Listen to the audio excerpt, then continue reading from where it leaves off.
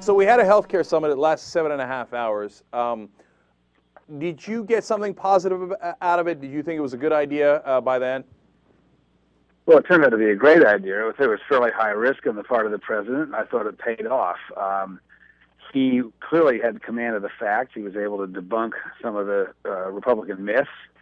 And I think he was able to show that there really was common ground between the Republicans and the Democrats, which means essentially by implication that the Republicans just weren't interested in having a bill. Now, having said that, I don't think the Republicans did badly either.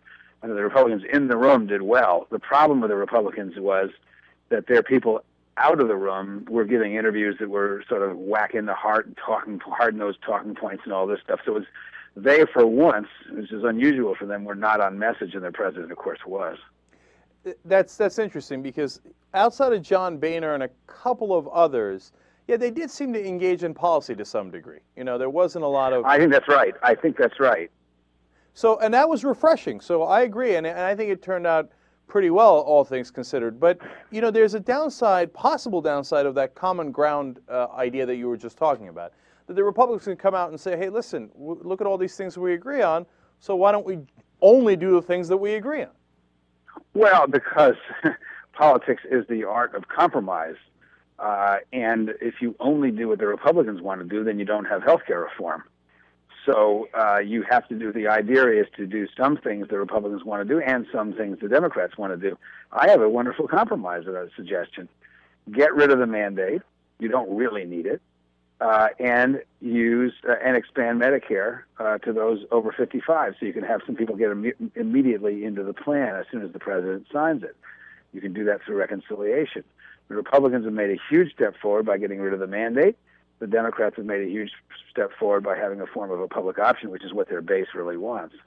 Now, on the mandate issue, I know that a lot of progressives weren't super hip on the mandate either at different points in the process. It's the Republicans and the progressives. Right. Now, having said that, you know, I think the president makes an interesting point that, hey, wait a minute, if we don't have a mandate, people are going to opt out of the system and there's going to be the free rider problem, et cetera. How do you address that?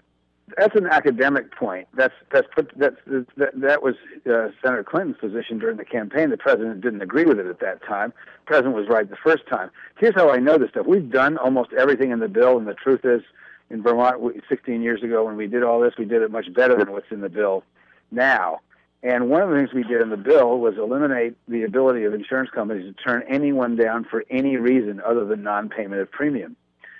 And not charge, we let them charge 20% more than their cheapest patient, which the Senate lets them charge 3 times as much as their cheapest patient. And we've had the system in place for 16 years. There's no mandate. It's true that we still have an uninsured rate of about 9.5%, which is actually low compared to most states.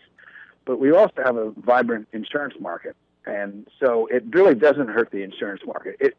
So from a kind of an intellectual point of view, you'd like a mandate, but you don't have to have one to make the system work. And the mandate is not popular with anybody because no American likes to be told what to do by the government. You know, of course, that's an interesting point, and you have got people who agree with you on the left and the right. But is any of this realistic given that President Obama did not even have a public option, let alone a Medicare buy-in, in his proposal on Monday? Yeah, but the House does have a public option. And Medicare buy-in almost passed the Senate. Had it been not for Joe Lieberman, there would have been 59 votes for a Medicare buy-in. Medicare buy-in is what you really need from a political point of view, because in order to make this thing work and not have bad political consequences for the Democrats, you've got to have a significant number of people be able to get insurance after the bill is signed, not in 2013. And Medicare and Medicaid expansion is the only way to do that because it's the existing system.